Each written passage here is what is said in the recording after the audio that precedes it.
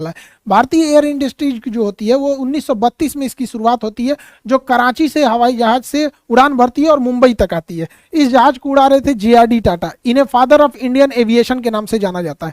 यह कराची से मुंबई डाक लेके चिट्ठी लेकर पहुंची थी। उसके बाद अंग्रेजों ने उस समय JRD टाटा के पास एविएशन फ्लाइट उड़ाने का पायलट का सर्टिफिकेट था, इसलिए इनको अनुमति दे दिया गया और इस तरह से नींव पड़ी भारतीय एविएशन की। आज़ादी से पहले हमारे यहाँ वायु परिवहन प्रारंभ हो गए थे और देखते देखते टाटा अपनी बुलंदियां छूते गया और उस समय टाटा एयरलाइंस दुनिया की सबसे बेहतरीन सेवा देने वाली एयरलाइंस में हो गई थी।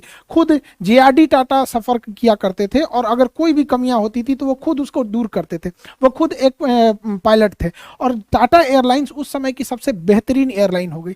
लेकिन जैसे देश आज़ाद हुआ उस समय सरकार प्राइवेट चीज़ों को अपने हाथ में लेना चाहते थे, क्योंकि जैसे ब्रिटिश ईस्ट इंडिया कंपनी एक प्राइवेट कंपनी बन के आई थी, तो नेहरू को जो उस समय थे प्रधानमंत्री, उनको ऐसा लगता था कि नहीं, हमें बहुत सारी चीज़ों को अंडरटेकिंग रख लेना चाहिए।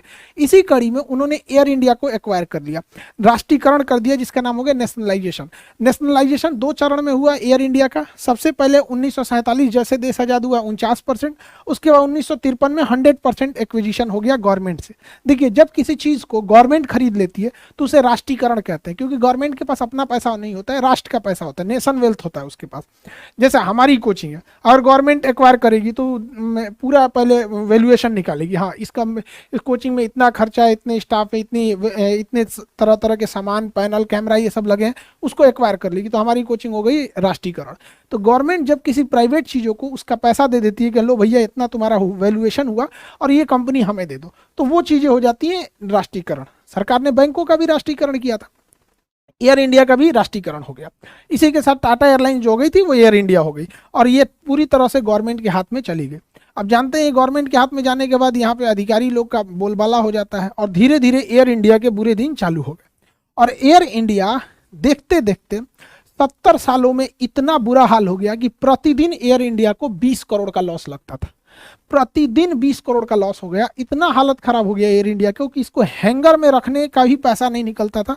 गाड़ियाँ जो एयरलाइन जहाँ रहती हैं मेंटेनेंस वगैरह के लिए उसे हैंगर कहते हैं, उसका चार्ज देना पड़ता है। बहुत डिफिकल्टीज में चली गई एयर इंडिया। तो गवर्नमेंट ने देखा कि इतना लॉस उठाने से बेहतर है इसकी बोली लगा के इसे हैंड ओवर कर दिया जाए। तो टाटा के लिए ये एक अपॉर्चुनिटी था अपनी खोई हुई संपत्ति वापस लेने की। 18,000 करोड़ की बोली लगाकर टाटा ने इसे एक्वायर कर लिया, इसके पूरे फ्लीट यानी पूरे बेड़ा को एक्वायर कर लिया। 70 साल के वनवास के बाद जो JRD टाटा से एयर इंडिया को लिया गया था, वापस रतन टाटा को एयर इंडिया पूरे फ्लीट के साथ उसे लौटा दिया गया। एक लंबा वनवास काटना पड़ा एयर इंडिया को वापस आने के लिए और ये गवर्नमेंट का बहुत सही डिसीजन था। एयरलाइंस एक प्रीमियम सेक्टर होती है, गवर्नमेंट को कोशिश करना चाहिए कि जो मिडिल क्लास या लोअर तबका है उसकी ज़रूरतों की चीज़ों को अपने हैंड ओवर मिले। जो प्रीमियम कैटेगरी की चीज़ें हैं वो प्राइवेट ही उसे अच्छे से हैंड ओवर कर पाते हैं, उसे